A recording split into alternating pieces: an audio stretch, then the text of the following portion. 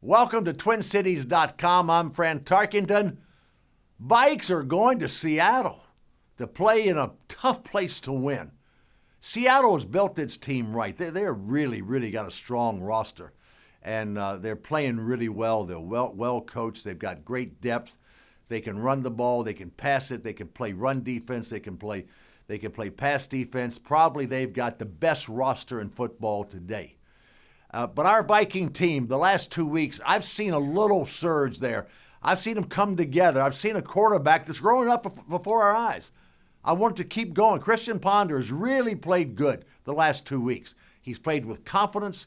He's gone out and he's used his legs. He's made good decisions. He's thrown passes that he can throw. He's been in control of his game, and we've seen a degree of maturity there, and I think that will continue on. Adrian Peterson is Adrian Peterson. He inspires everybody around him. He inspires the whole world because he's such a talent and such a hard-working guy and makes just unbelievable plays. And he's a joy to watch and an inspiration for all of us. But I think we're getting better play on our defense. I think our team is coming together in a sense of purpose. But we're playing a great team. We're playing a team at its peak. And yet, they can be beat. Tampa Bay, winless, went in there a couple of weeks ago and took them into overtime. And I certainly look for us to play well. I just want to see this team and this organization make progress going forward. And then on another subject, I want us to take a look at what's happening in Miami and learn from that. I think a lot of learning is going to come out of the incognito and what was going on down with Martin and who's left camp and what's going on inside the locker room. I think probably we talk about hazing. I think it's more than hazing.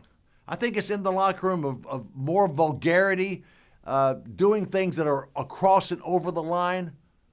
I know this. Offensive linemen are a close-knit group. They're the unsung heroes. They bond together. They're brother and brother. And I think it's that way down in Miami. I don't think it's any different. I think these two guys were probably friends. But somewhere in there, it went over the top, and it was too much for Jonathan Martin to do or deal with, and he left. And I think this is a wake-up call from all 32 locker rooms in the National Football League. Treat each other with respect. Support your teammates.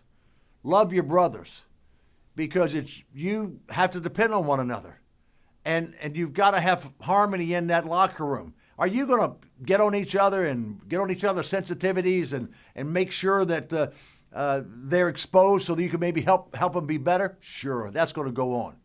But we want to make our teammates better. We want to be better friends. There's not a hatred between Incognito and Jonathan Martin. I really don't think so. I think this thing just exploded beyond what Jonathan Martin could take. And I think Incognito now realizes that he was too aggressive. They will learn a lesson there, I hope, and be better for it. Every locker room in this National Football League ought to learn a lesson and be better for it. It's a tough sport. These are tough men. You play 16 times a year. High pressure, a lot of money, a lot of things at stake, fan base at stake, career at stake, and it's a short career. And they've got to make the best of it. And these are not weeping willow type of people. These are the toughest, strongest, most willful people on the planet. These are tough hombres. Quarterbacks aren't so tough, but these linemen are, and these linebackers are, and these players are, and it can be toxic, and it got toxic down in Miami. Good warning. Hopefully they can repair their situation. Hopefully the Dolphins can move forward, and hopefully all these great young men that are playing in the great NFL will learn from this and be better because of this. Go Vikes, and good luck this week. I don't expect us to win, but I know you expect to win.